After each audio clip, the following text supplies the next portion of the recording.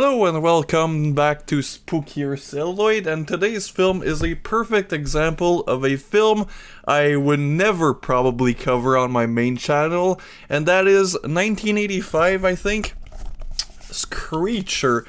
1985, yeah, that's the one. So why wouldn't I cover this on my main channel? Well, it's a genre I don't really usually care for, and that is sci-fi. However, it's a bit of sci-fi horror, and if you don't recognize the cover, this one's for you old cunts out there. Here you go. This is probably the VHS cover, I don't know.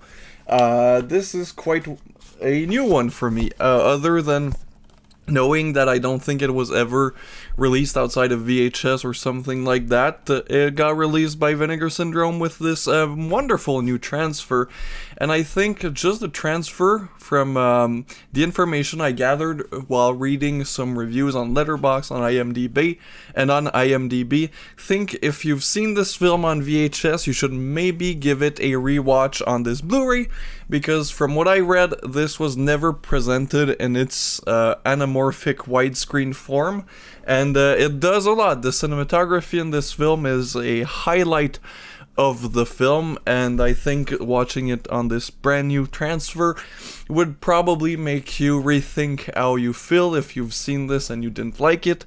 So what is this film about?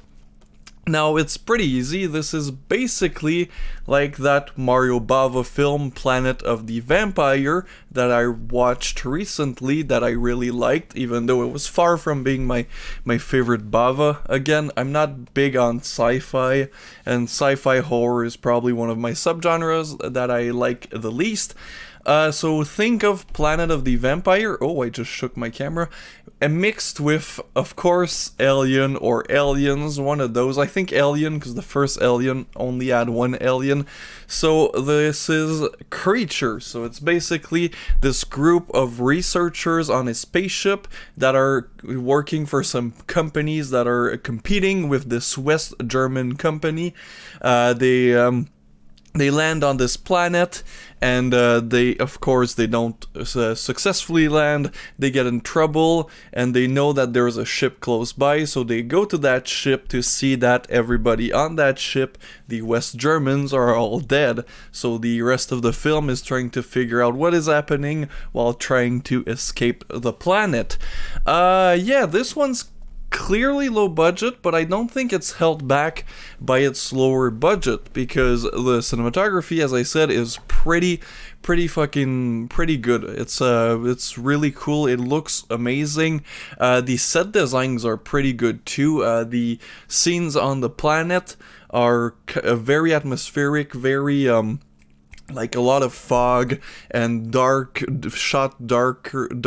so whenever that creature, the titular creature, is hunting down our space people, our astronauts, I guess that's the word, it gets pretty intense. And then the ships are also, like, the set designs in the ship, yes, they're a product of their time. This is what people in the 80s thought the future was, so it's a lot of, like, gigantic computers and stuff like that, let's be honest, didn't age too well, but it's something that I appreciate about this type of set design. I had the same feeling, watching Planet of the Vampire by Mario Bava, where, of course, these sets are gonna be dated, especially with technology, but there's something charming about it. The performances are quite good.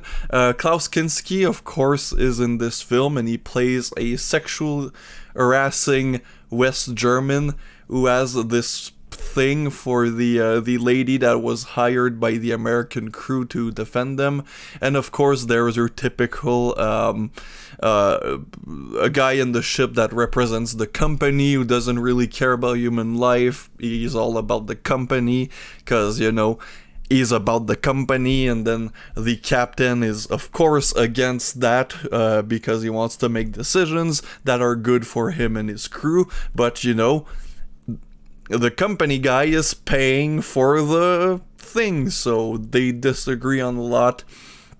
It's your very, very standard fare for sci-fi horror. It is a blatant, you know, ripoff of Alien and Planet of the Vampire, but it's quite fun, and when the gore appears, the gore is pretty good too. Honestly, the scenes with the creature, in my opinion, are the highlight of the film, because I kind of like the creature design, even though, no, this is no, like, the character design is no H.R. Geiger, but you know, it's still, for a B movie, it looks pretty cool. The creature, you get it in full, like, lighting, which is a bad idea because you can see the flaws in the design. That's why Alien, you know, all shot the creature in the dark. Yeah, the crew, you kind of care for them, but honestly, most of them were pretty generic, pretty forgettable, and you kind of just wanted to see them meet their doom. So, yeah. Don't really have anything other to say. If you've seen Planet of the Vampire and if you've seen Alien, you've basically seen this one. Yeah, this is a ripoff of Alien because I think it came out before Aliens. So you've seen this. It's it has atmosphere. It's creepy sometimes. The creature is pretty cool but can get pretty goofy. Characters are forgettable. Overall, it's your fairly slightly above average horror sci-fi fare, because whenever Alien came out, there was a shit ton of ripoffs, and trust me, Roger Corman produced about 90 of them. Some I like, some I really don't care for. This is actually one of the those Alien ripoffs that I like the most, surprisingly. Again, I'm not a big horror sci-fi guy, so surprisingly I quite enjoyed this one. It is truly like a slasher but in space. Yeah, since I do ratings apparently on this channel, I'll give it a 6.82. Ratings don't mean anything, people, so my ratings might get silly.